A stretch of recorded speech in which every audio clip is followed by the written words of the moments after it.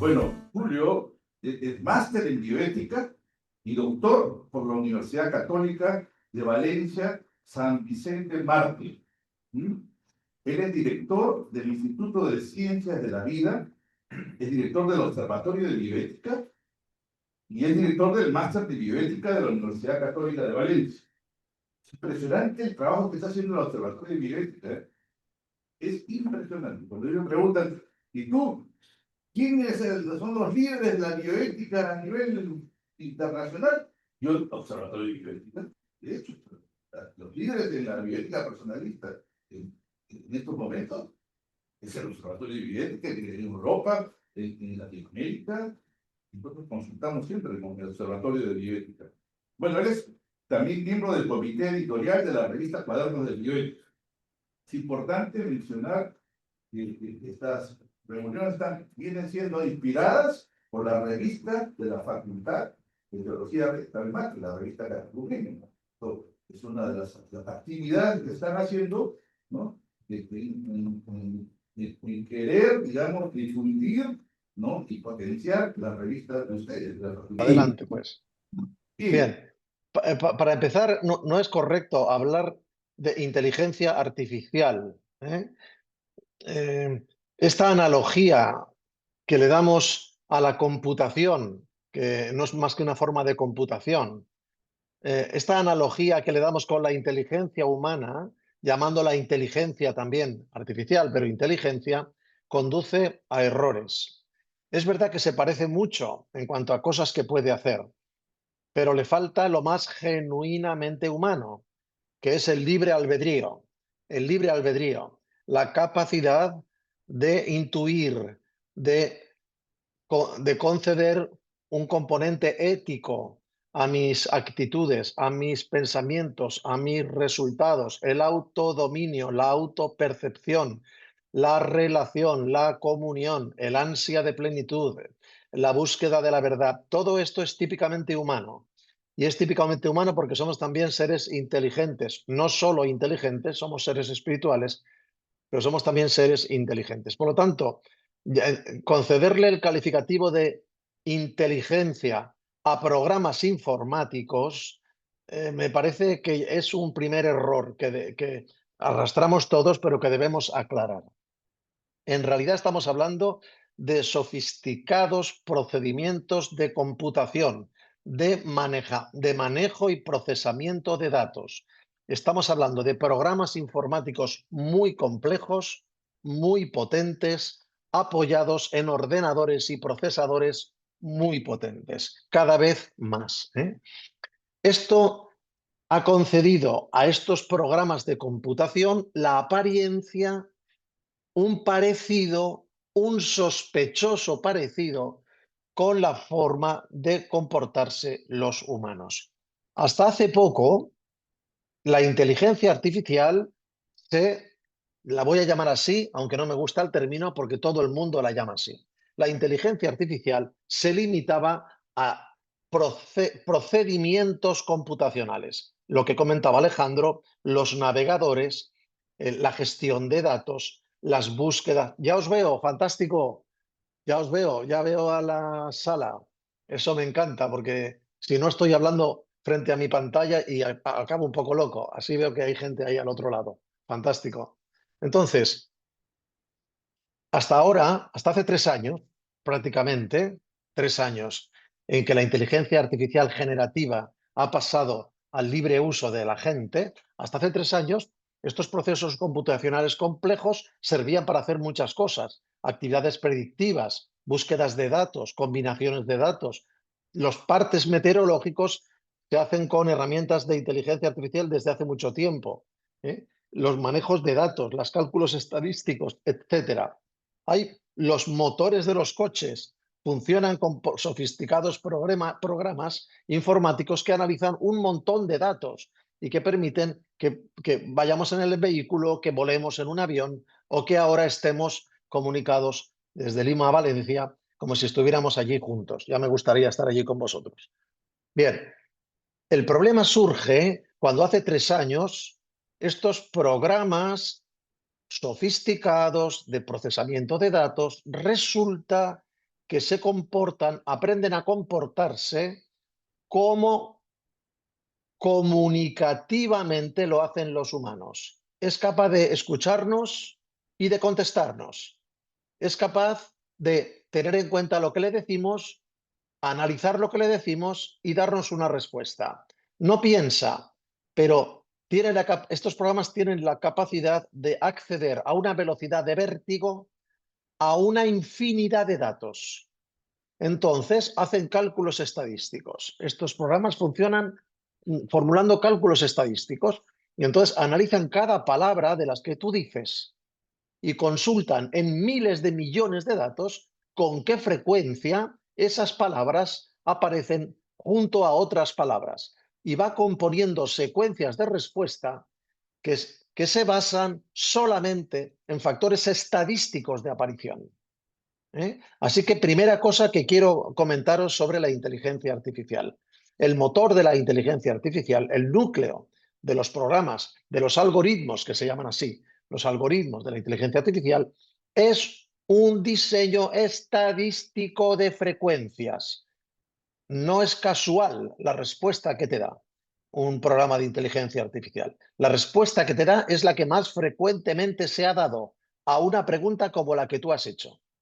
Esto tiene algunas ventajas y algunos inconvenientes. Ventajas.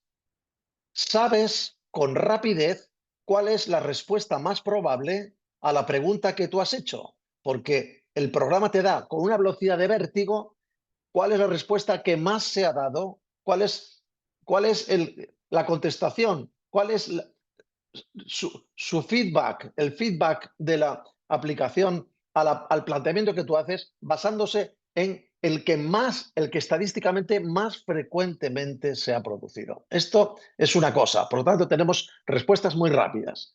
¿Cuánto mide 27,3 pulgadas en centímetros? Bueno, pues te lo va a decir rápidamente. Si en vez de preguntarle eso, le hago preguntas mucho más complejas, también me las va a contestar muy rápidamente. Pero ¿cuál es el problema? El problema es que estos algoritmos que se basan en la confección de respuestas basadas en cálculos estadísticos de frecuencia tienden a homogeneizar, es decir, nos hacen parecernos todos mucho más. Todos tenemos acceso a casi a las mismas respuestas y aquellas respuestas que más frecuentemente se están dando son las que se van a seguir dando.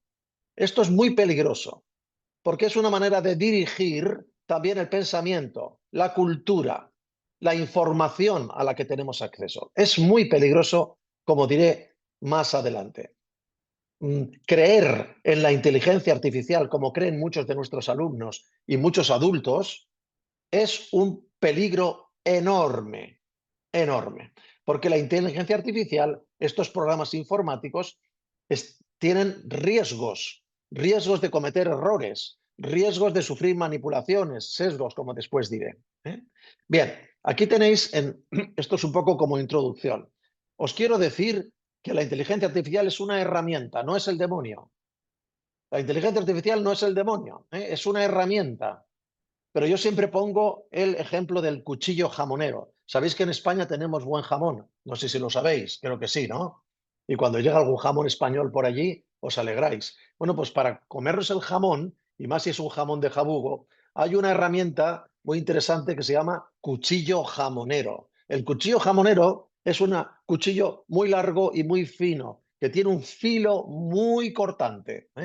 Con este cuchillo se puede coger un jamón y cortar finas lonchas de jamón que están sabrosas y que es maravilloso. Por lo tanto, al que le regalen un jamón, si tiene un cuchillo jamonero, se dará cuenta de que el cuchillo jamonero es una herramienta excelente para comer jamón de serrano. Pero a nadie se le ocurrirá darle a su hijo de 3 años el cuchillo jamonero para que se distraiga. ¿Por qué? Porque se puede seccionar la yugular fácilmente con el cuchillo jamonero. Por lo tanto, ¿el cuchillo jamonero es bueno o malo? El cuchillo jamonero es una herramienta muy útil y muy peligrosa que hay que aprender a manejar. Si uno la sabe manejar bien, puede serle muy útil. Si uno no sabe manejarla, puede costarle la vida. Bien, pues ahora sustituir cuchillo jamonero por algoritmos de inteligencia artificial. Este es el problema. Es una herramienta muy riesgosa, tiene un riesgo muy elevado y está en manos de muchísima gente que no sabe manejarla. Este es el problema. Por lo tanto, te puede cortar la yugular, efectivamente, ¿eh? Como ya hay algún joven suicidado porque ha creado un amigo virtual con ChatGPT y le ha hecho consultas y el amigo virtual de ChatGPT le ha dicho que lo mejor que podría hacer es suicidarse y se ha suicidado. Y este es un caso que conocemos de hace poco, pero hay mucha gente que está sustituyendo las amistades y las relaciones humanas, incluso los psicólogos y los psiquiatras los están sustituyendo por personajes virtuales creados con herramientas de inteligencia artificial. Esto es un cuchillo jamonero acercándose a la yugular, ¿entendéis? Bien, aquí tenéis a dos personajes que son John Hopfield y Jeffrey Hinton. Estos dos personajes han recibido el año pasado, 2024, el Premio Nobel de Física. ¿Por qué les han dado a estos dos personajes el Premio Nobel de Física? Porque son pioneros en el diseño de los algoritmos y los programas informáticos de los que hoy se sirven las herramientas de inteligencia artificial. Por lo tanto, estos dos premios Nobel lo que nos dicen, cuando hablan de la inteligencia artificial, ante todo es, ojo, cuidado, cuidado. De hecho, Hopfield o Hinton, creo que es Hinton, uno de los dos, en este momento no sé cuál de los dos es, que trabajaba en OpenIA de Google, ha abandonado, no sé si la tengo aquí, es Hinton. Hinton ha abandonado la compañía y ha dicho, ha denunciado los peligros de la inteligencia artificial para la humanidad. Dice Hinton, en este momento los sistemas de inteligencia artificial no son más inteligentes que nosotros, pero creo que pronto lo serán. Desde que Microsoft expandió su motor de búsqueda Bing con un chatbot, desafiando el negocio central de Google, se desató una carrera entre los gigantes tecnológicos que podría ser imposible de detener. Es verdad, dice Hinton, que quita el trabajo pesado, pero también podría quitar más que eso. Este hombre ha dimitido de la empresa OpenAI porque decía, no me estáis haciendo caso sobre los riesgos de estas herramientas que yo mismo he contribuido a crear. Esto va muy deprisa y si no ponemos límites y regulaciones eficaces a estas herramientas nos pueden hacer daño. Esto es lo que decían este premio Nobel. Aquí tenéis otro informático virtuoso, un cerebro prodigioso, un indio, residente en Estados Unidos, que ha sido hallado muerto en su apartamento en San Francisco el año pasado, el 26 de noviembre, después de haber denunciado que las herramientas de inteligencia artificial y que él tenía datos para probarlo, están utilizando datos de personas sin su consentimiento.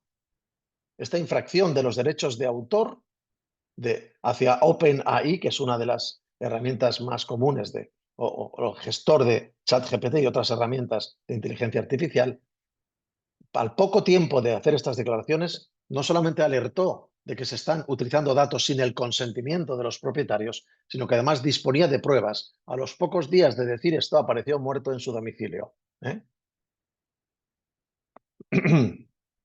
Lo que quiero un poco, no sé si me dará tiempo, ya me diréis cómo voy de tiempo, hemos empezado un poquito tarde, pero bueno, yo tengo tiempo, yo no tengo necesidad de terminar, sois vosotros los que me tenéis que decir.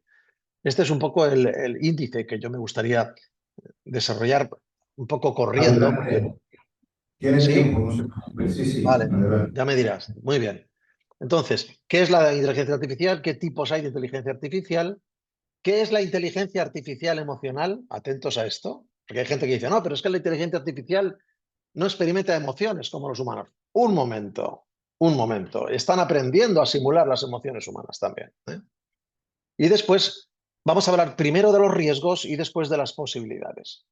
Los riesgos fundamentales de estas herramientas son los sesgos algorítmicos, es decir, manejar datos insuficientes o datos equivocados para obtener resultados inválidos. Los sesgos algorítmicos, errores, mentiras, invenciones, lo que en el lenguaje de la inteligencia artificial se ha venido a llamar alucinaciones. Es decir, si no lo sé, me lo invento. La inteligencia artificial te da siempre una respuesta. Si no la sabes, se la inventa. Y si tú te la crees, allá tú con tu problema. Segundo riesgo, virtualidad versus realidad.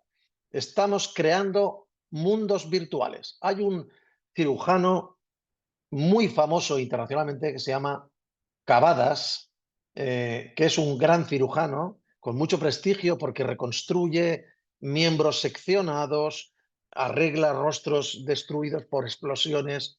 Es decir, es un pionero en la cirugía reconstructiva. Cavadas. Entonces, este hombre lo escuché ayer en la radio diciendo, miren ustedes, he visto un anuncio de cremitas para la piel y de liquiditos para la caída de pelo que estaba haciendo yo. Alguien ha cogido mi imagen, ha creado un personaje exactamente como yo y aparezco yo en el anuncio vendiendo cremitas para el pelo. Y decía esto, me da mucho miedo ver todo esto, porque se puede construir hoy un sucedáneo de cualquiera de nosotros, una imagen de cualquiera de nosotros haciendo cualquier cosa. La presidenta de Italia, Meloni, ha denunciado que se han creado imágenes suyas, personajes con su cara y su cuerpo, haciendo pornografía y se han distribuido por la red.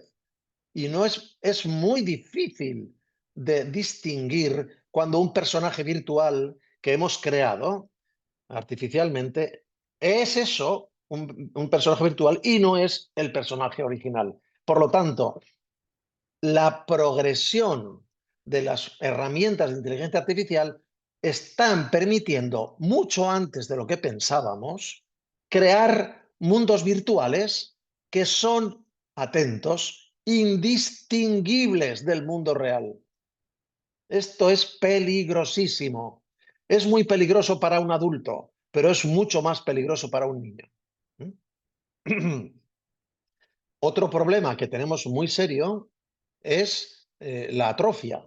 Es decir, cuanto más tareas deleguemos en las herramientas de inteligencia artificial, menos tareas hemos de hacer. Todo lo que la inteligencia artificial haga por nosotros es trabajo que nuestro cerebro no tiene que hacer. Si la tendencia general es a delegarlo prácticamente todo, no sé, me gustaría preguntaros a vosotros, alumnos del seminario, porque yo tengo el problema con mis alumnos. El otro día os cuento una anécdota, así no me hago tan pesado. Tuvimos un tribunal de defensa de un trabajo final de máster, era un tribunal virtual y éramos 3 profesores y una alumna que defendía su trabajo final de máster. Cuando empezó a defender su trabajo ya aquello nos sonaba raro. La alumna solo leía, no se podía salir de su guión leído. Y en un momento yo le pregunté, oiga, ¿esto lo ha hecho usted o lo ha hecho una herramienta de inteligencia artificial? Me contestó, no, algunas cosas, sí, algunas cosas he recurrido. Digo, bueno, pues por favor, háganos un favor, vaya usted a la página 26 de su trabajo y explíquenos este cuadro, que es que no lo entendemos ninguno de los 3 profesores. No entendemos qué quiere decir usted en este cuadro. Entonces, la chica se quedó mirándonos en silencio unos segundos y a continuación cerró la sesión y desapareció. Es decir, esta chica no sabía nada del trabajo que estaba defendiendo. No sabía absolutamente nada. Se lo había hecho una herramienta de inteligencia artificial. Esto es muy frecuente y en la universidad tenemos muchísimos problemas con esto. Hemos de replantear completamente nuestros métodos de evaluación, porque ya no vale que el alumno haga tareas, no vale la pena poner trabajos a nuestros alumnos, no los van a hacer ellos, los van a hacer las herramientas de inteligencia artificial.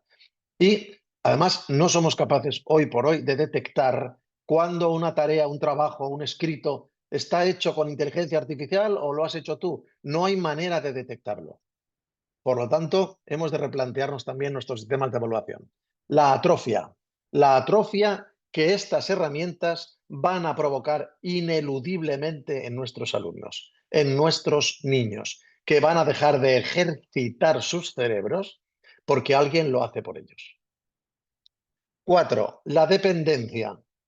Si dejamos de desarrollar competencias porque las delegamos en la inteligencia artificial, nos hacemos enormemente dependientes de estas herramientas. De tal manera que si no tenemos a la herramienta con nosotros, no somos capaces de hacer prácticamente nada. Sabéis que en Hollywood se ha propuesto ya, y están en ello, hacer películas enteras virtuales, donde hay personajes de carne y hueso aparentemente, escenarios, paisajes, todo exactamente igual que una película, pero allí no hay nadie. Es todo un producto informático. Y ya hay manifestaciones de los actores de Hollywood que están muy preocupados porque se quedan en el paro. Después de la dependencia aparece el proceso de adicción. ¿Por qué? Porque utilizando herramientas de inteligencia artificial, podemos crear patrones muy adictivos. Pensad en la pornografía. Ya no será necesario buscar actores porno. Ya no es necesario buscarlos y pagarles. Hoy en día se puede ver pornografía exactamente igual que la real, con personajes que no existen, que han sido creados por inteligencia artificial y que además se comunican contigo. Y tú puedes hablar con ellos y decirles cosas y pedirles cosas y ellos te contestan. Esto es enormemente adictivo. Ya la pantalla de por sí es adictiva, pero si además a través de la pantalla proporcionamos contenidos específicamente gratificantes como la pornografía, que secuestran nuestros sistemas de recompensa, el crecimiento exponencial de los procesos adictivos está asegurado. Este es un riesgo enorme, enorme. Después hay otras, como por ejemplo el riesgo de manipulación ideológica, política, comercial. Todo esto lo voy a desarrollar después, si puedo, pero lo adelanto por si luego se me come el tiempo, ¿no? Es decir, si yo puedo crear un algoritmo es un programa informático que me dice cómo buscar los datos, dónde buscarlos, cómo combinarlos y cómo producir resultados. Va a hacer lo que yo le diga que haga. Si yo le digo, cuando aparezca la palabra aborto en una publicación, esa publicación directamente la eliminas, entonces he creado un algoritmo para manipular la opinión pública. Os digo porque es un caso que me está pasando a mí. En el Observatorio de Bioética, cuando publicamos algo que menciona el término aborto, automáticamente las redes sociales nos lo censuran, lo eliminan de la circulación. Y si hablamos de ideología de género o introducimos el término transexualidad o transexual, automáticamente las redes sociales censuran nuestros artículos, dejan de circular. Y estos no hay nadie leyendo ahí mis artículos y diciendo, este quítalo, que este es de un tal Julio Tudela, que es un integrista de la Iglesia Católica. No hay nadie haciendo esto. Sino es un programa, es un algoritmo que dice, si aparecen estos términos, automáticamente elimina eso de la circulación. Eso se llama manipulación ideológica. De tal manera que con las potentes herramientas de inteligencia artificial vamos a seleccionar muy bien, los que puedan hacerlo, muy bien qué información es la que está llegando a la gente. ¿Qué va a leer la gente? Cuando se dé una noticia, vamos a seleccionar qué noticias se traduce y cuáles se ocultan, qué datos se publican y qué datos no se publican y qué sentido se le da a esos datos. Todo eso es perfectamente manipulable. Y no por personas que están sentadas en una mesa haciendo censura, sino por programas informáticos potentísimos que lo manejan todo, manejan toda la información que circula por el mundo. Y por último, el enorme riesgo del que os contaba del doctor Cavadas, de la violación de la privacidad. Violación de la privacidad. Cualquiera de nosotros, yo hubiera podido aquí prepararos, no lo he querido hacer, pero hubiera podido prepararos esta misma conferencia con mi rostro exactamente igual, tal como estoy aquí, hablando en perfecto chino. Yo puedo dar esta conferencia en un perfecto chino y hubierais visto que mis labios pronuncian perfectamente el chino, y yo no tengo ni idea de chino, pero si hay un chino entre vosotros, os diría que hablo un chino perfecto y exactamente igual que lo estoy haciendo en español, porque hay programas que esto ya lo hacen. Bien, ¿hay alguna utilidad real detrás de las herramientas de inteligencia artificial? Por supuesto, sería de locos negarlo. Pues claro que sí. Lo que estamos haciendo hoy es inteligencia artificial. El navegador que has cogido para ir a tu casa es inteligencia artificial. Cuando vas al hospital y te hacen una resonancia magnética, eso Alejandro lo sabe bien. Una resonancia magnética son impulsos magnéticos que un enorme programa de inteligencia artificial traduce en imágenes.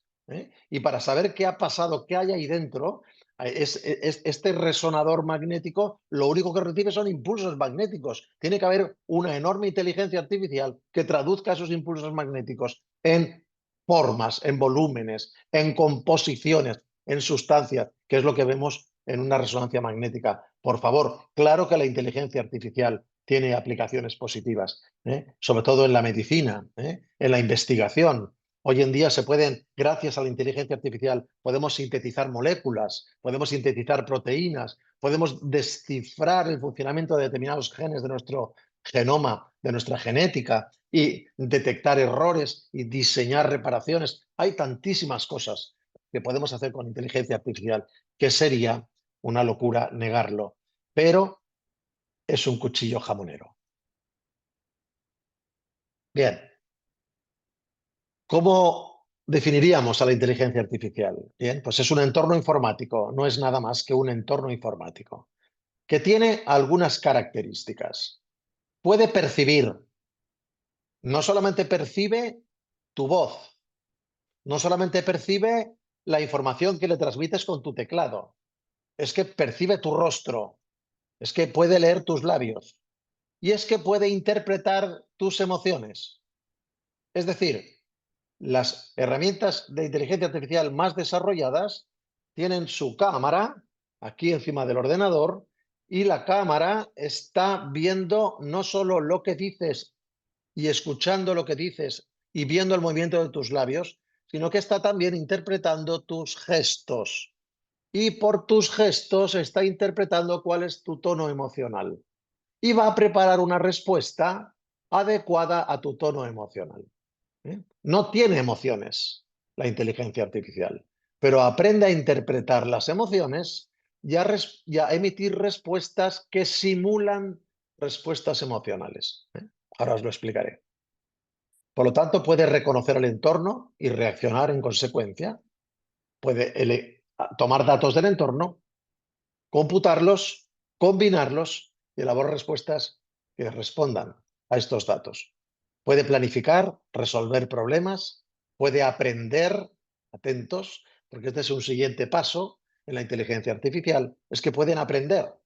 No es un programa estático, que tú le metes datos y te da una respuesta. No, es que puede aprender a gestionar tus datos y puede aprender a variar las respuestas y puede adaptarse a los contextos. Después, lo más peligroso es que puede reproducir, puede copiar aspectos de la inteligencia social, de la inteligencia emocional, de la inteligencia musical, de la propia creatividad. Hay gente que me dice, es que la inteligencia artificial no es creativa. Un momento, un momento.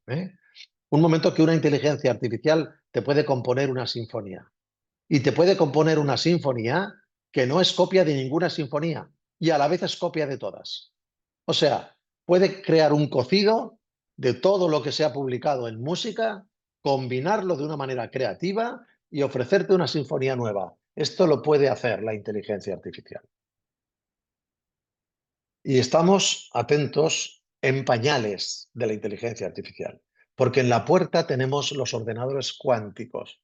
Los ordenadores cuánticos que todavía no están accesibles al público, hay algunos ordenadores cuánticos funcionando en el mundo, muy poquitos, porque son muy complejos, pero cuando la tecnología cuántica esté a punto y esté accesible al consumidor, vamos atentos a lo que os digo, vamos a multiplicar la capacidad de procesamiento de nuestros ordenadores más de 100.000 veces, más de 100.000 veces. Los ordenadores actuales, aun los más potentes, serán cajas de cartón al lado de los nuevos ordenadores cuánticos. Y si tenemos ordenadores cuánticos que 100.000 veces más eficaces que los ordenadores que tenemos hoy, ¿qué no podrán hacer estos ordenadores cuánticos generando sus propios programas, construyendo sus propios algoritmos? Ahora os hablaré de la caja negra, el algoritmo de caja negra y el algoritmo de caja blanca. Ahora os explico esto. Es muy interesante, ¿eh? Bien, voy a ir un poco más rápido, que si no os cansáis. Hay distintos tipos de inteligencia artificial. Vamos a ver si puedo tirar esto para arriba. Bueno, hay distintos tipos de inteligencia artificial. La inteligencia artificial débil específica, la inteligencia artificial débil es la que tenemos hoy, ¿eh?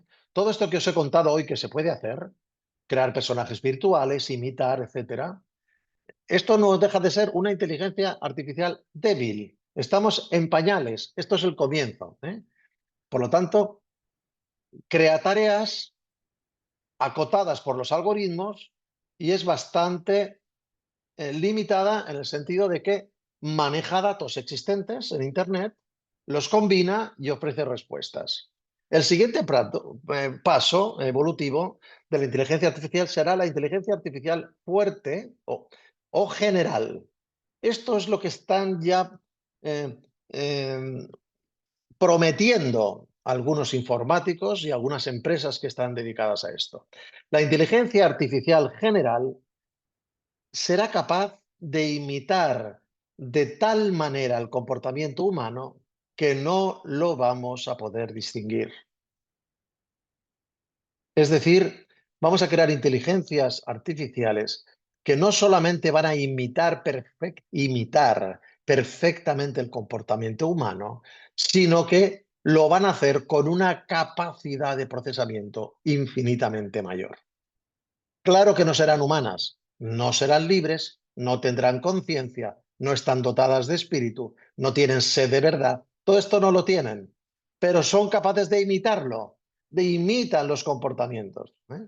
Entonces, esto no lo tenemos todavía, pero estamos en ciernes de que esto se vaya materializando. Esto es lo que dice el Premio Nobel de Física del año pasado.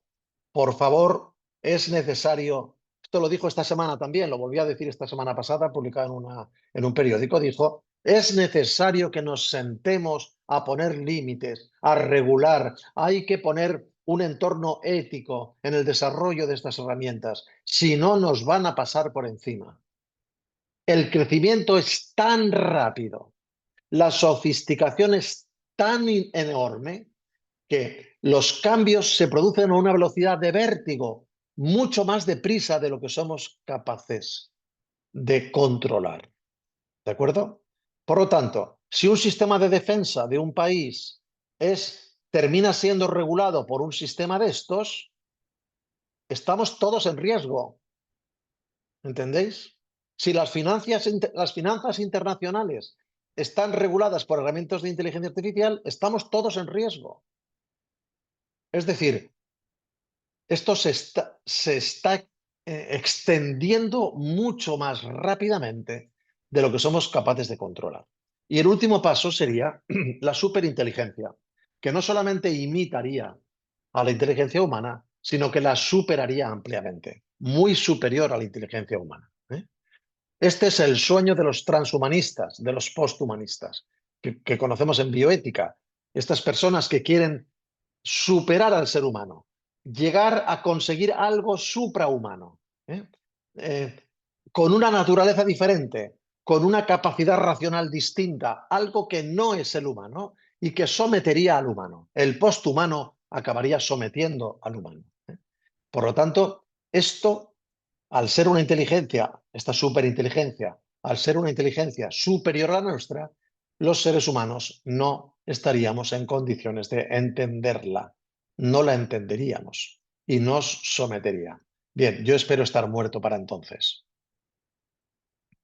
Hay dos tipos de inteligencia artificial, la generativa y la predictiva, ¿eh? La generativa es la que es capaz de crear novedades, nuevos contenidos, nuevas ideas, conversaciones, imágenes, textos, música, vídeos. Es decir, se comporta como un humano en el sentido de que tiene una aparente capacidad creativa, puede generar nuevos contenidos. De hecho, tú le pides a ChatGPT que con arreglo a algunas fuentes que tú le suministres, que te haga un trabajo de tantas páginas, citando a tantos autores, que haga hincapié en estos temas y te lo hace perfectamente en unos segundos. Pero ahora se lo vuelves a decir que lo haga y nunca te va a hacer el mismo trabajo, ¿eh? O sea que cada vez que le digas que haga la misma tarea, te va a devolver un resultado diferente. Por eso no podemos detectar cuando se está haciendo una tarea con inteligencia artificial o cuando la ha hecho un humano. No podemos, ¿eh? Y luego está la otra forma de inteligencia artificial, que es la predictiva, que ya se lleva utilizando en algunas áreas. Por ejemplo, se está empezando a utilizar mucho en salud, ¿eh? La inteligencia artificial predictiva va a ser va a hacer en poco tiempo, va a hacer mejores diagnósticos clínicos que los propios médicos, porque va a tomar muchos más datos en cuenta, se va a confundir menos, va a obviar menos datos y por lo tanto va a estar en condiciones de hacer diagnósticos clínicos mucho más precisos que los que hacen los médicos de hoy en día. Si el ser humano no fuera más que una máquina que hubiera que reparar, los médicos se van todos al paro. Gracias a Dios, el ser humano es mucho más que una máquina y la salud humana no responde solo a ajustes o desajustes bioquímicos, sino que somos mucho más que eso.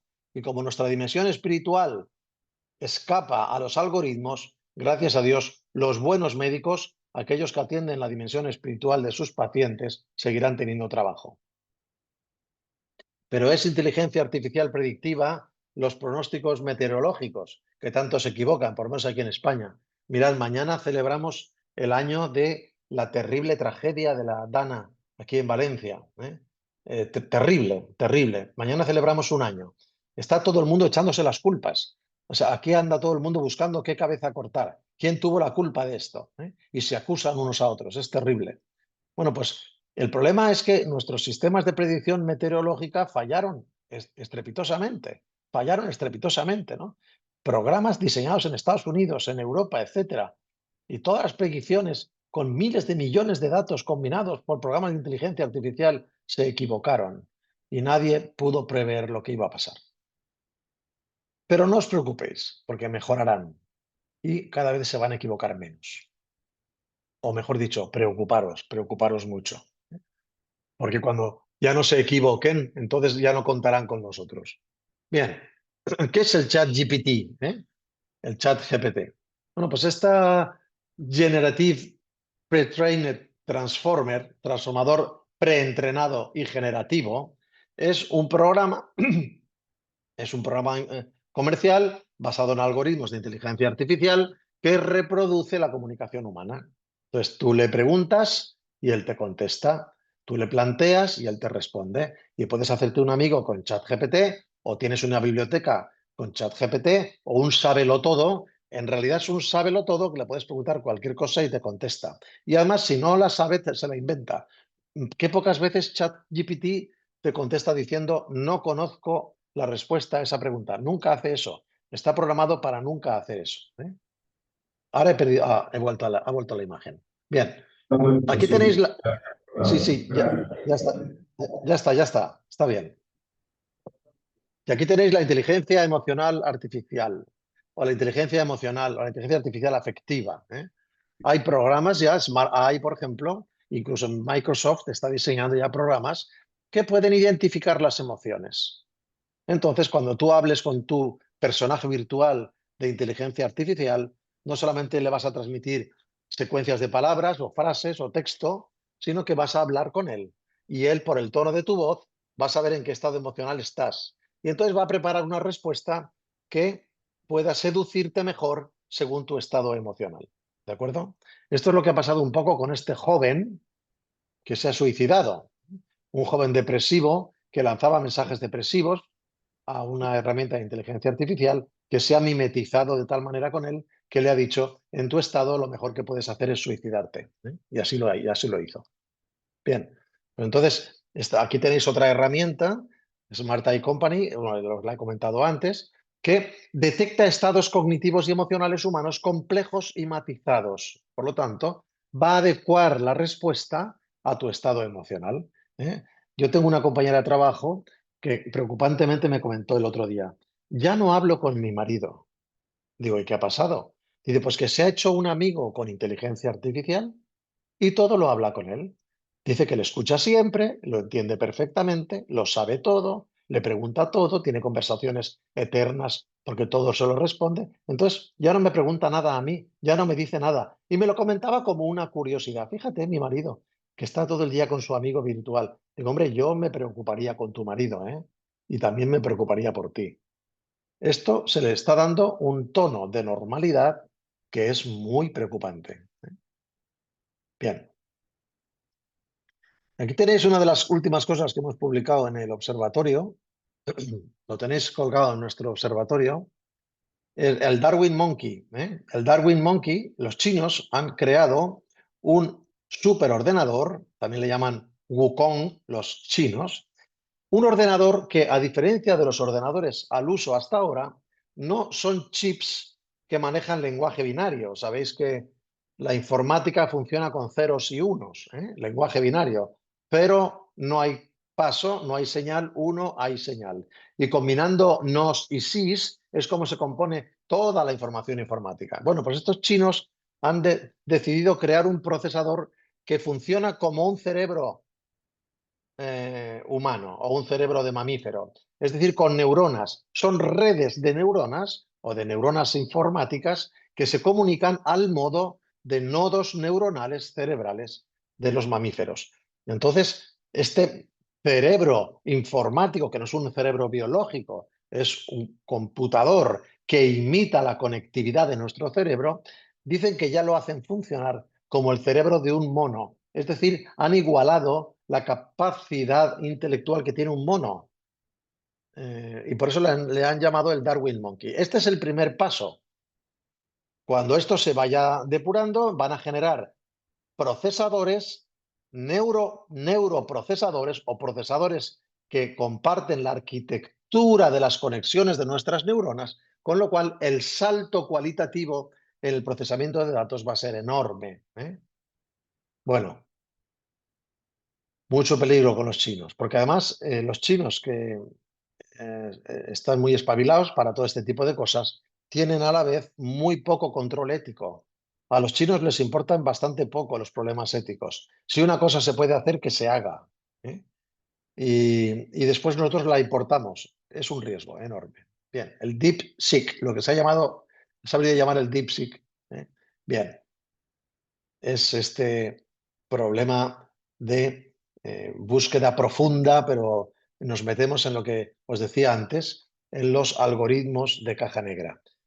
A medida que los programas informáticos de inteligencia artificial y los ordenadores de los que se sirven se van haciendo más complejos, llega un momento que no hay manera humana de descubrir cómo se tratan los datos y cómo se obtienen los resultados. Es decir, hay algoritmos, que es este proceso informático de tratamiento de los datos, que son inescrutables. No se puede saber cómo se han cocido esos resultados.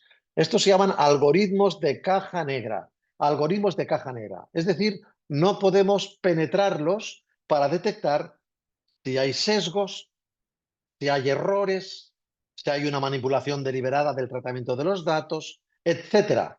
No podemos hacerlo, son algoritmos de caja negra. Esta es una de las reivindicaciones que a nivel internacional ya la OMS ha sacado, la ONU ha sacado un documento, también en Roma hubo una reunión hace poco, países europeos están preocupados porque se dan cuenta de que esto va tan deprisa que es necesario regular, es necesario poner límites. Una de las cosas que se piden es que los algoritmos sean de caja blanca, es decir, que podamos acceder a los algoritmos, que podamos saber cómo una herramienta de inteligencia artificial, cómo busca, dónde busca, cómo maneja los datos y cómo obtiene los resultados. Que podamos averiguarlo. ¿Para qué? Para que si hay un error en el diseño o una manipulación deliberada de los datos en el diseño, se pueda detectar y se pueda denunciar o corregir. Pero cada vez más, a medida que esto se hace más complejo, los algoritmos van a ser más de caja negra. Es decir, no sabremos nunca si lo que nos está diciendo la inteligencia artificial es cierto o no, porque no sabemos nunca si alguien le ha dicho que nos diga la verdad o alguien le ha dicho que nos diga una mentira o que introduzca sesgos deliberados. Bien, los sesgos algorítmicos que os comentaba al principio dependen. Un sesgo es una imprecisión, es un error, es una carencia que falsea el resultado. Eso es un sesgo, ¿eh? Entonces, el sesgo algorítmico afecta a las fuentes de los datos. ¿De dónde estás extrayendo tus datos? Porque a lo mejor hay datos que necesitas para darme una respuesta a lo que te he preguntado que no has incluido en tu batería de datos. Y no los has incluido porque son católicos, porque hablan de la trascendencia, porque hablan de la justicia social, porque van en contra de Trump, o porque, etcétera. Es decir, cualquier criterio puede esgrimirse para decir, no, no, no, toda esta gente que se mete con nuestro sistema, esos datos exclúyelos. No nos interesa incluirlos, ¿eh? Entonces, eh, eh, ¿cómo estamos alimentando los algoritmos? ¿Quién alimenta los algoritmos? ¿Dónde van a beber los datos? Si los datos que le doy ya están sesgados, entonces sabemos que el resultado estará sesgado. ¿De acuerdo? Y después lo que os decía antes, la tiranía de las mayorías. La tiranía de las mayorías, ¿por qué?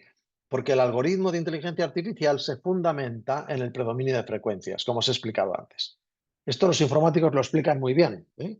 Ponen una serie de palabras en orden y entonces los programas empiezan a comprobar si cambiando las palabras la secuencia es más o menos frecuente en sus bases de datos. Y al final se quedan con la secuencia de palabras más frecuente. Y ese es el resultado que ofrecen, ¿no? Es decir, es una dictadura de la frecuencia, es una dictadura de las mayorías. ¿Sabéis lo que decía Goebbels? ¿Sabes lo que decía Goebbels, ministro de propaganda de la Alemania nazi en los años 30? Decía, repite muchas veces una mentira y acabará convirtiéndose en una verdad. Esto es lo que decía Goebbels. Bueno, pues con la inteligencia artificial podemos hacer exactamente esto. Si repetimos muchas veces una mentira, los algoritmos de inteligencia artificial, por repetida, van a estimar que es la cierta y te la van a devolver como la respuesta correcta. Y tú te la vas a creer. Esto es un riesgo cierto y amplificable. Cuantas más respuestas de la inteligencia artificial manejando los datos más frecuentes se vuelven esos datos, más probabilidad hay de que te ofrezca la misma respuesta, dejando fuera otras menos frecuentes. ¿De acuerdo? Y por último, la censura, que es la manipulación o eliminación deliberada de determinados datos en razón a cuestiones ideológicas, de credo, políticas, sociológicas, etcétera. Que esto ya os he explicado, que esto está ya entre nosotros, la censura está entre nosotros. Bien, hay otro riesgo muy importante asociado a la inteligencia artificial, que es la sustitución de lo real por parte de lo virtual. De tal manera que va a llegar un momento que vamos a tener muy difícil distinguir si lo que vemos es real, si lo que oímos es real, si la gente que escuchamos es real. De momento, decía Alejandro, no sabemos si Julio es un ser virtual. Bueno, de momento soy real, os aseguro que estoy aquí. Pero no os extrañe que en poco tiempo haya gente dando conferencias como la estoy dando yo ahora y que es un enlatado, ¿eh? Yo lo puedo hacer hoy ya, si quisiera, ¿eh? Os voy a explicar cómo se hace. Yo cojo un vídeo de 5 segundos, mío, hablando. 5 o 10 segundos, no necesito más. Después, un vídeo con audio, de tal manera que el programa escucha como yo hablo. Y luego le digo, bueno, mira, lo que tienes que hacer con estos seminaristas de Perú es leerles este rollo. Este rollo es lo que yo les quiero soltar allí, en la conferencia. Se lo digo al programa de inteligencia artificial y entonces crea un busto parlante que no sois capaces de distinguirlo de mí, que va a pronunciar perfectamente, incluso con giros en la expresión que le van a dar un toque auténtico de realidad y va a hacer la conferencia en mi lugar y ninguno os vais a enterar. Esto os lo van a hacer. Esto nos lo van a hacer. Hoy no tenemos herramientas para distinguir si lo que estamos viendo es real o es virtual. Esto es un problema en un adulto, pero imaginaros este problema en un niño que crece sin conocer la realidad, sin distinguir lo real de lo virtual. Aquí entra la suplantación, es el ejemplo del doctor Cavadas que os he dicho antes, la invención, este vídeo que Trump ha publicado en un avión vestido de aviador tirando como excrementos a los manifestantes de Estados Unidos, ¿eh? La invención se inventa, o los vídeos que nos ha puesto de Gaza, que quiere construir allí un complejo maravilloso que se llame Complejo Trump en Gaza. En fin, locuras, ¿no? La tergiversación de datos, tergiversar los datos, pero presentados con tal grado de credibilidad que va a ser muy difícil detectar estas tergiversaciones o la falsificación directamente, ¿eh? Es lo que hicieron con la presidenta de Italia, mostrando vídeos suyos haciendo pornografía cuando eran completamente falsos. El siguiente problema que ya os he comentado es esta atrofia. Atrofia en el lenguaje, atrofia en la comprensión lectora, atrofia en la expresión verbal, atrofia en la conceptualización, atrofia en nuestra memoria, atrofia en nuestra capacidad comunicativa y atrofia en nuestro espíritu crítico. Esto es real y a mí me preocupa muchísimo, muchísimo. Si las partes de nuestro cerebro, pensad que nuestro cerebro consume aproximadamente el 20% de la energía de todo nuestro cuerpo. Una quinta parte de toda la energía que consumimos se la lleva nuestro cerebro. Nuestro cerebro maneja miles, billones de neuronas, billones de conexiones sinápticas, ¿eh? Que maneja en cada segundo. Esto consume muchísima energía. Entonces, nuestro cerebro está diseñado para que los circuitos que no se utilizan se desconectan, porque suponen un derroche energético enorme. El cerebro que deja de utilizarse empieza a desconectar sus neuronas, empieza a perder habilidades. Lo que no trabajas, lo dejas de saber hacer. Recuerdo un guitarrista, un concertista de guitarra, que me comentaba, yo estudio unas 7 u 8 horas diarias con la guitarra. Si estoy una semana sin tocar la guitarra, pierdo el 50% de mi habilidad, la mitad, ¿eh? Porque es tal la energía que consumen las conexiones sinápticas de nuestros cerebros que cuando dejamos de utilizarla, rápidamente se desconectan.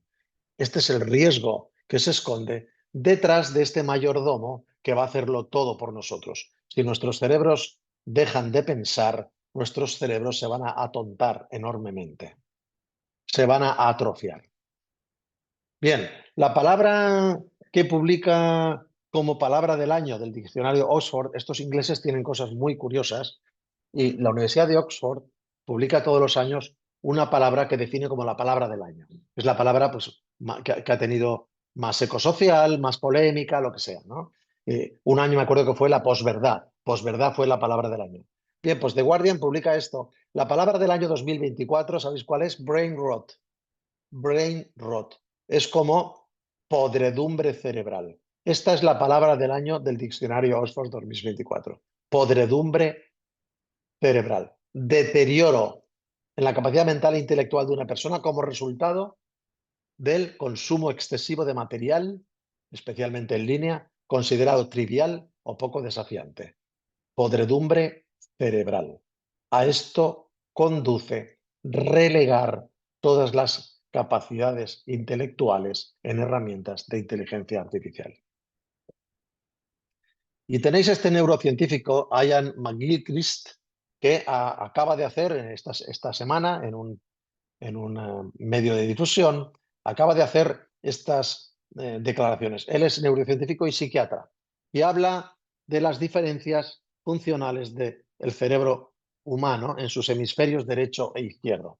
Aunque hoy las cosas no son como se contaban hace unos años, hoy sabemos que nuestro cerebro es muy mancomunado, es decir, las áreas de nuestro cerebro se conectan, se interconectan entre ellas y participan prácticamente todas en todos los procesos, pero sí que hay algunas capacidades o algunas actividades que hacen trabajar más algunas áreas de nuestro cerebro que otras. Este neurocientífico señala que nuestro hemisferio izquierdo y nuestro hemisferio derecho se activan de manera diferente según el tipo de actividad que hacemos. Y él dice que el hemisferio izquierdo es más técnico, más trabaja por objetivos, es más frío, es más en busca de los resultados. Y el hemisferio derecho sería un hemisferio más sensible, más empático, que valora más el entorno, que tiene en cuenta todos los sentidos y por lo tanto más deliberativo, ¿eh? Más ejecutivo, más deliberativo.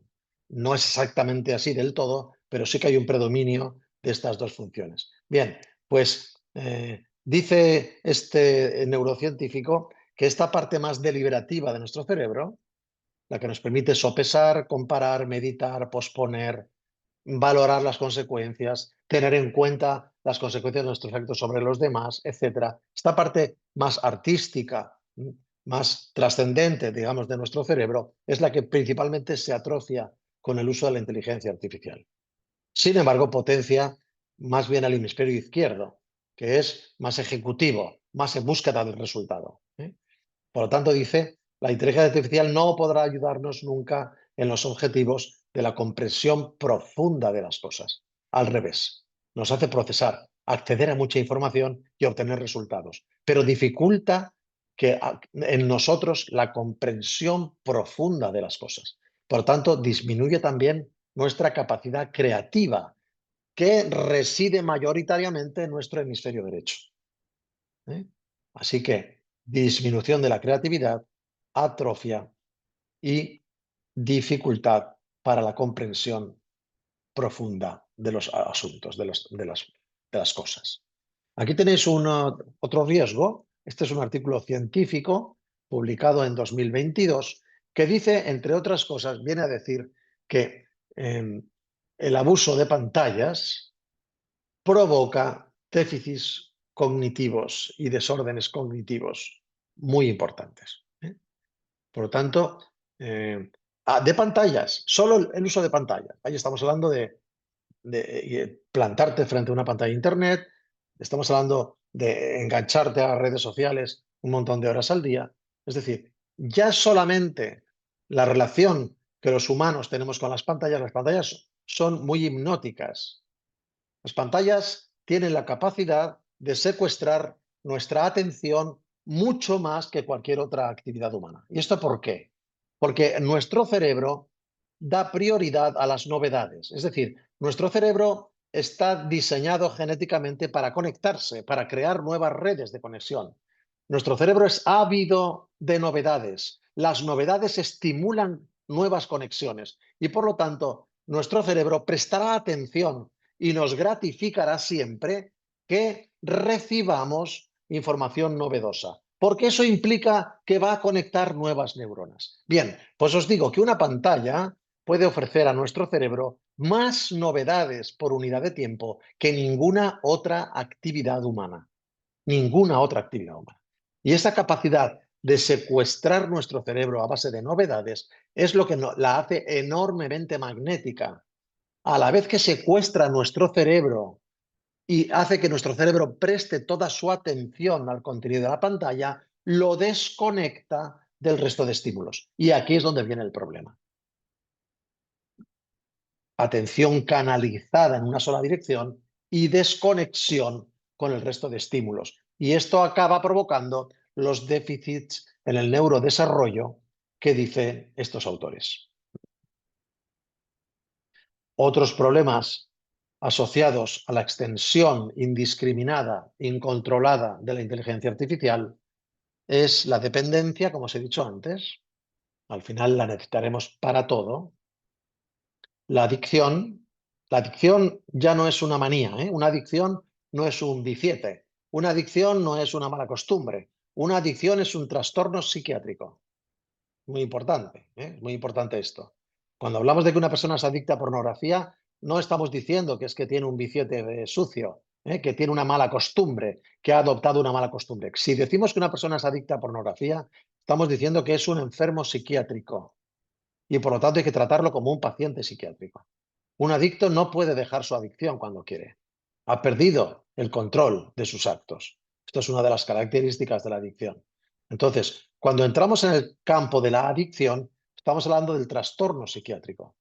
Una persona que solo se relaciona, por ejemplo, con seres virtuales creados con inteligencia artificial, hechos a su medida, y esto le hace desconectar con el mundo real, desconectar sus relaciones sociales reales, romper con su familia, etcétera, Esta persona ha emprendido el camino hacia un trastorno psiquiátrico, no hacia un viciete, no hacia una mala costumbre, un trastorno psiquiátrico que requiere tratamiento psiquiátrico. Esto es enormemente grave, porque generalmente deja secuelas, secuelas para siempre, ¿eh?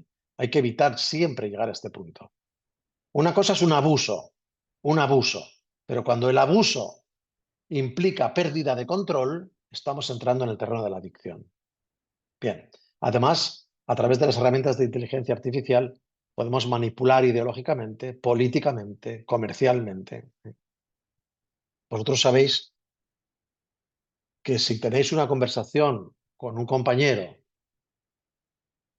sobre cuál es el último reloj de pulsera que ha aparecido en el comercio, que hace todo por ti, y dices que este es mejor, que aquel era peor, cuando llegues a tu casa y enciendas tu ordenador y abras tu ordenador, lo primero que te va a salir es un anuncio del reloj del que estabas hablando. Esto lo habéis experimentado, ¿no? O sea, los programas que llevamos metidos en nuestros celulares captan nuestra voz, porque hemos autorizado el uso de micrófono para algunos programas y aprovechando esta autorización del uso de micrófono, están captando nuestra voz. Entonces, escuchan lo que tú dices. Cuando tú llegas a casa, han preparado la publicidad que está relacionada con lo que tú has hablado con tu compañero.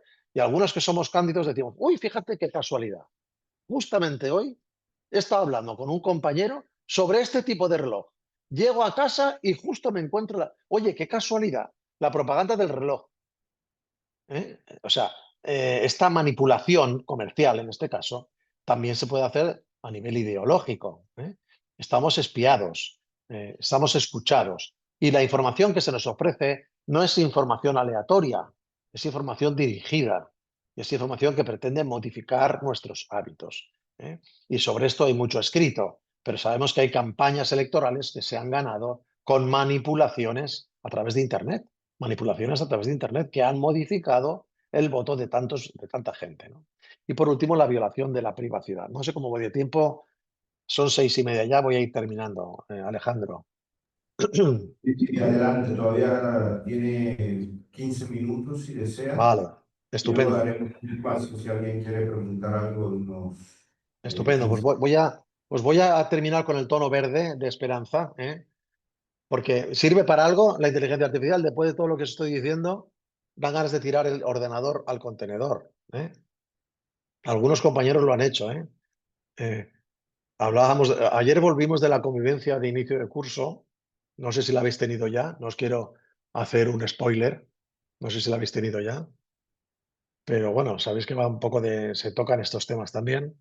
Y algunos hermanos nos comentaban, no, el teléfono de mi hijo acabó en la piscina. Digo, hombre, o en el contenedor. Hay muchos teléfonos que acaban en la piscina o en el contenedor. Bien, ¿qué posibilidades hay con la inteligencia artificial si somos capaces de regularla y de utilizarla racionalmente? Bueno, pues nos puede liberar de trabajos tediosos, ¿eh? Cuando alguien te dice, busca en estos 50.000 folios todas las referencias que aparezcan a este tema. Bueno, pues esto es un castigo para ti, ¿no? Si esto te lo puede hacer alguien por ti, tú puedes dedicarte a cosas más creativas. Puedes acceder, ¿quién va hoy a la biblioteca a consultar bibliografía, ¿no? ¿Quién va a la biblioteca hoy a consultar? Cuando hacemos investigación, ¿quién va a la biblioteca a buscar papers, a buscar artículos científicos? Esto no lo hace nadie ya, nadie. Lo tenemos todo en Internet. Tú estás en tu mesa y sin moverte de tu mesa tienes acceso a decenas de miles de artículos científicos relacionados con tu tema con un clic o con un pulsar un botón.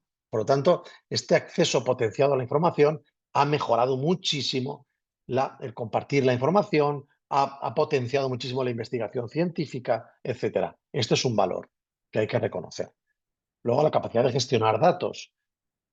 Cuantos más datos gestionemos sobre un tema, más nos acercamos a la verdad o por lo menos al resultado confiable, ¿de acuerdo?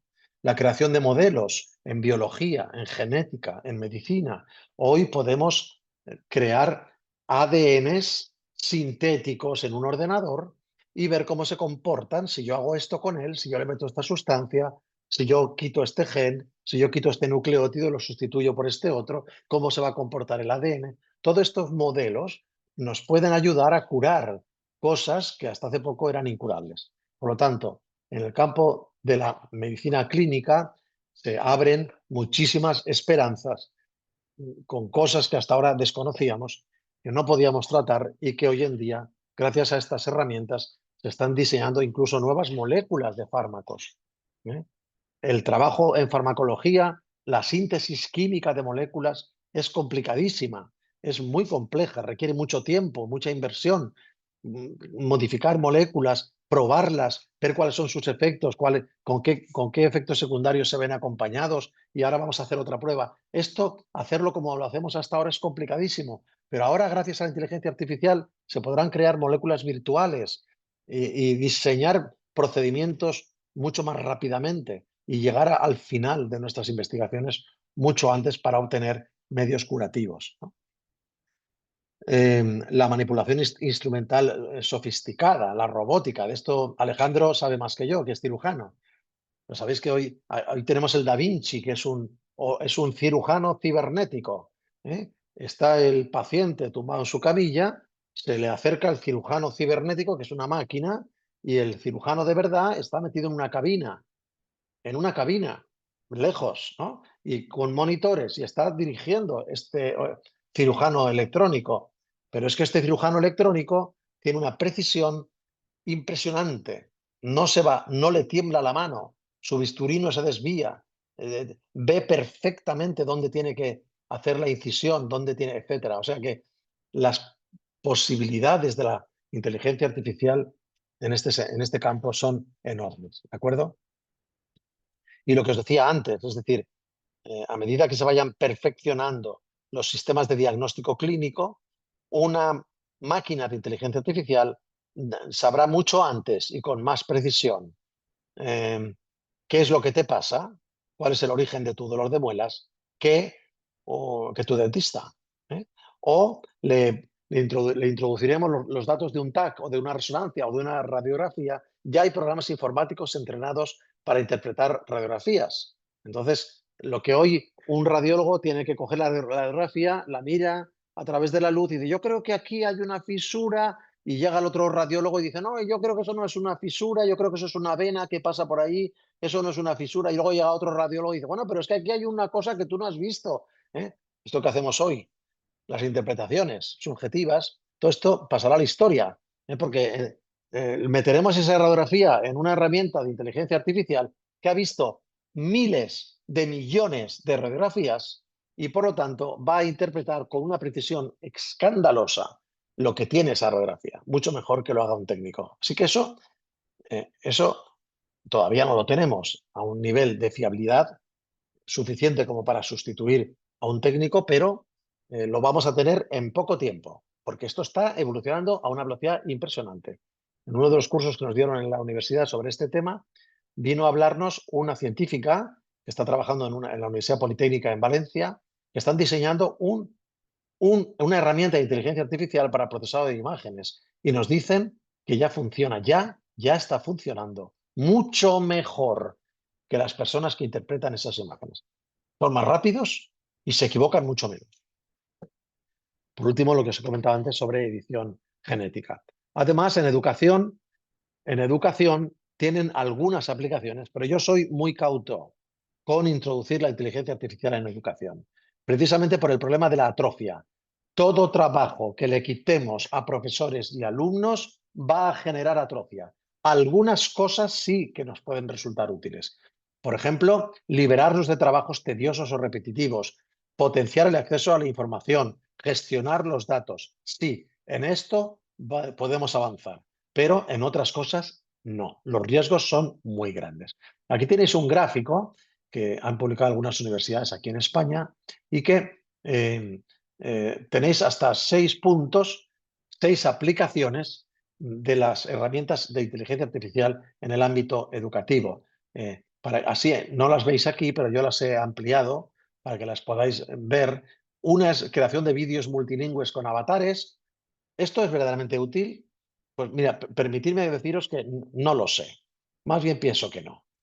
O sea, esto es muy divertido. La inteligencia artificial puede convertir una clase en algo muy divertido. Pero la pregunta no es si el alumno viene a divertirse. La pregunta es si el alumno viene a formarse. ¿Vamos a formar a nuestros alumnos o los vamos a divertir? Te aseguro que con herramientas de inteligencia artificial se lo pasan mucho mejor. Pero mi pregunta es, además de pasárselo mejor, ¿se forman mejor o no? Y esa es mi gran duda, ¿eh?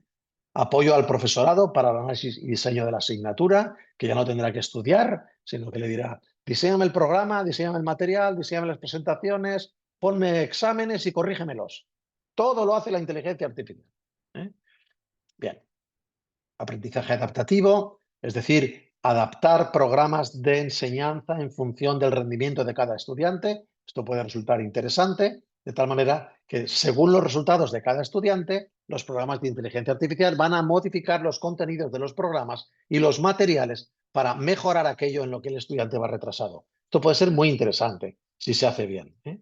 Y la creación de contenidos educativos también. Bien.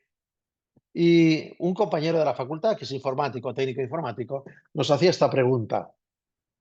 ¿Es urgente incorporar la inteligencia artificial a la enseñanza?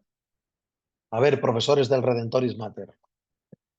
¿Es urgente incorporar la inteligencia artificial a los estudios de filosofía o de teología?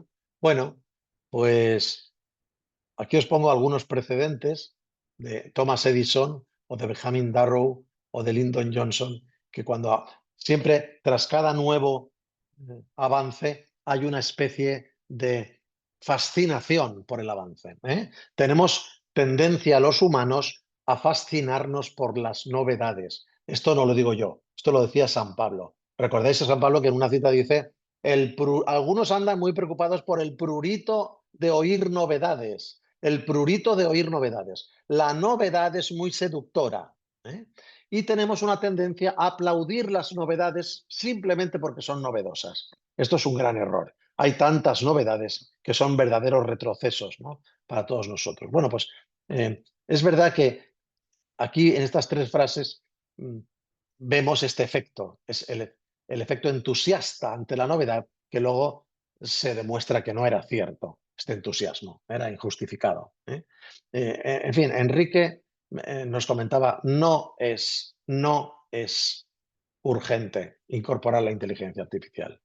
Es más, es contraproducente invadir la escuela de pantallas. Esto ya está bien demostrado. Hace algo más de un año, Suecia ha modificado todo el plan digital que tenía y están empezando a prohibir las pantallas en la escuela, que hace unos años se animaba a llenar las escuelas de pantallas. Están sacando ya las pantallas de la escuela. ¿Pero por qué? Pues porque los chicos aprenden peor, leen peor, entienden peor, memorizan menos y progresan menos. Están más ansiosos, tienen más problemas de atención, etc. Entonces, ¿para qué hemos hecho esto? Bueno, pues ahora estamos con la inteligencia artificial como estábamos hace algunos años con las pantallas. Estamos todos aplaudiendo con las orejas porque estamos seducidos por la novedad, pero es necesario un tiempo de prudencia que nos permita ver en qué aspectos esto puede contribuir a mejorar el aprendizaje y en qué otros es al contrario, lo va a perjudicar, ¿eh? Bien, este es Larry Cuban, un profesor emérito. Es interesante porque habla de esta progresión de respuesta humana ante la oferta de novedades en el ámbito educativo, ¿no? Y la inteligencia artificial es la novedad más novedosa que podemos tener hoy en el ámbito educativo. Dice, hay 4 fases, ¿no? La primera fase es la de euforia, es la que estamos ahora, la euforia. Entonces, estamos todos locos porque tú hablas, le dices al ChatGPT y te lo dice, te lo hace maravillosamente bien, ¿no? Segundo, se trata de dar credibilidad científica a la novedad. O sea, buscamos evidencias que avalen los beneficios, ¿eh? Este tema es más complejo ya, porque muchas veces esto no sale. Es lo que ha pasado con las pantallas en la escuela. Cuando alguien ha intentado demostrar científicamente que las pantallas mejoran el aprendizaje, se ha encontrado con el resultado contrario. Las pantallas han perjudicado el aprendizaje. El tercer paso, por tanto, es la decepción. No hemos encontrado una credibilidad científica que avale el uso de esto. Decepción. Y el cuarto paso es la culpabilización. ¿Quién es el responsable de haber hecho esto? Ahora lo estamos haciendo con las pantallas. ¿Por qué se llenaron las escuelas de tablets? ¿De quién fue la idea de llenar las escuelas de tablets? ¿De quién es la culpa? ¿De Apple? ¿De Microsoft? ¿De los ministerios de educación? ¿A quién se le ocurrió esto? Hay potentes pedagogos hoy que dicen la decisión de informatizar las aulas se tomó en ausencia de ninguna evidencia científica que lo avalase. No existía ninguna evidencia científica que avalase la informatización de las aulas. Y así ha sido, no ha funcionado.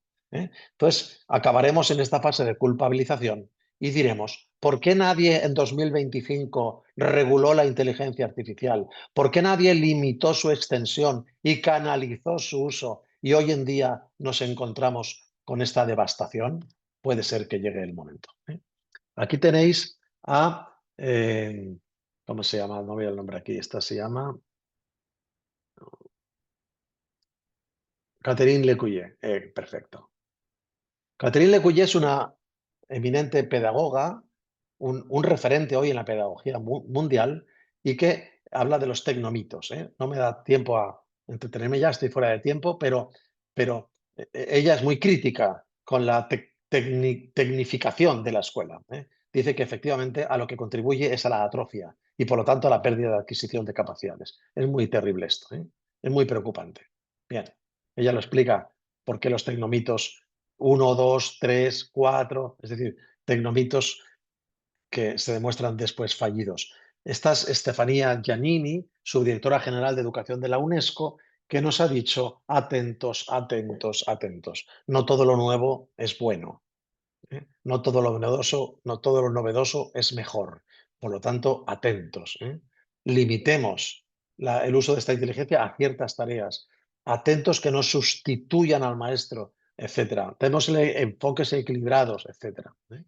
Y hay un libro blanco sobre inteligencia artificial de la Comisión Europea, aquí en Europa, que pretende poner puertas al campo. Poner puertas al campo que es imposible, como vosotros sabéis, ¿no? Entonces, una herramienta que es gratuita, a la que tiene acceso todo el mundo, que está creciendo exponencialmente, ¿quién le pone puertas? ¿Quién le pone puertas a esto? Entonces, ellos lo que dicen es que es necesaria una supervisión humana, que es necesaria una solidez y una seguridad, que es necesario gestionar la privacidad y que no se invada la privacidad, que es necesaria una transparencia en los algoritmos, que es necesaria no introducir discriminaciones, que es necesaria anteponer el bienestar social y medioambiental antes que los intereses de grupos y que es necesario dar rendición de cuentas de lo que se hace. Bueno, son palabras bien sonantes, todos estamos de acuerdo con esto, pero la pregunta es, ¿y esto cómo se hace? Porque sabéis que cuando una herramienta como la inteligencia artificial es gratuita, cuando nadie te cobra porque utilices el chat GPT, cuando nadie te cobra por el Gemini, cuando nadie te cobra por todo esto, ¿sabes por qué es? Porque el producto eres tú. Tú eres el producto, porque tú suministras los datos que esta gente va a utilizar para hacer funcionar sus herramientas. Por eso no te cobran. Tú mismo eres el producto. Así que acabamos diciendo, ¿a ti te preocupa el enorme avance de la inteligencia artificial? Y contesta, lo que realmente me preocupa es el grave nivel de retroceso de la inteligencia natural. Este es el riesgo. Nos cargaremos la inteligencia natural con la inteligencia artificial. Muy bien, pues hasta aquí he llegado y se acabó. Así que ahora quedo atento a vuestras preguntas. Bien, esto habría que inscribirlo dentro de las tendencias posthumanistas, que no es nuevo. Esto ya es previo a la aparición de la inteligencia artificial. Hay una tendencia posthumanista que es una tendencia demoníaca, es diabólica, es decir, rediseñemos al ser humano. ¿Y cuál es la premisa que utilizan los posthumanistas? Pues vamos a rediseñar al ser humano eliminando su vulnerabilidad. Y entonces tenemos que recurrir a la tentación geniásica. Cuando el diablo le dice a Eva, pero vamos a ver, pues, ¿no puedes comer de ese árbol? Y dice, no, sí puedo comer puedo comer de todos los árboles, pero solo hay uno. Este de aquí, ¿ves? Ese de ahí, de ese no puedo, pero de todos los demás sí. Tengo manzanas para inflarme de comer manzanas. Dice, no, no, pero no puedes comer de ese. No. ¿Y por qué no puedes comer de ese? Porque nos ha dicho Dios que no. Ah, entonces es que te tiene sometida. No, no, yo te voy a dar la llave para que te liberes de ese sometimiento. Eso es una limitación, porque si no puedes comer de ese árbol, es como si no pudieras comer de ningún árbol, ¿no te das cuenta? Estás limitada, esto no te deja ya crecer. Entonces, tienes que liberarte de esta limitación, tienes que ser más de lo que eres ahora. Esta es la tentación geniásica que se ha repetido en cada generación. Y ahora los posthumanistas dicen, ¿por qué hemos de morir? ¿Por qué hemos de tolerar el error? ¿Por qué hemos de enfermar? ¿Por qué hemos de sufrir? No, no. Vamos a rediseñar al ser humano de tal manera que lo hagamos libre de todo sufrimiento. El sufrimiento es un error. El sufrimiento es un síntoma de limitación horrible que hay que eliminar de la naturaleza humana. Por lo tanto, vamos a crear seres humanos que vivan muchísimo, que no enfermen, que podamos trasladar su cerebro a nuevos seres humanos en el futuro. Esto es lo que están promoviendo los posthumanistas. Y los posthumanistas no son cuatro locos que andan por ahí sueltos.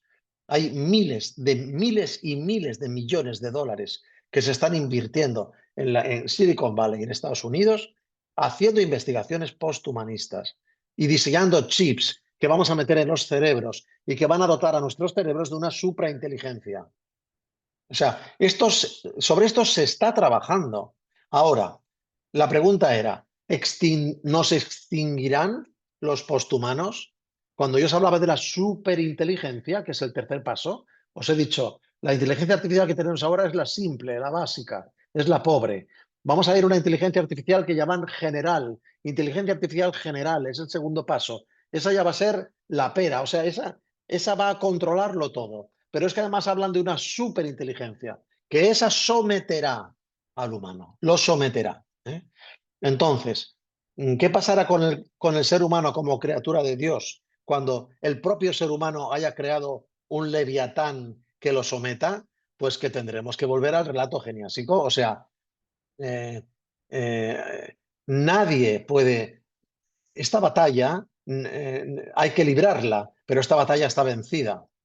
Esta superinteligencia va a intentar dominar y exterminar a la criatura, a la creación de Dios. Yo esto lo entiendo en una clave absolutamente así, antidivina. Esto es el riesgo, porque la herramienta en sí os he dicho que no tiene calificación moral. La calificación moral es para el uso que se le dé. Y el riesgo es un riesgo antidivino, es contra Dios. Esto es una batalla contra Dios. Entonces, yo no puedo matar a Dios, pero ¿qué puedo hacer? Yo puedo destruir su obra. ¿Y cuál es la obra fundamental de Dios? El ser humano. Entonces, y dentro del ser humano, ¿cuál es la obra? La mujer. Por lo tanto, esta batalla ha empezado ya contra la mujer y ahora seguirá contra todo el ser humano. Pero sabemos que esta batalla está ganada.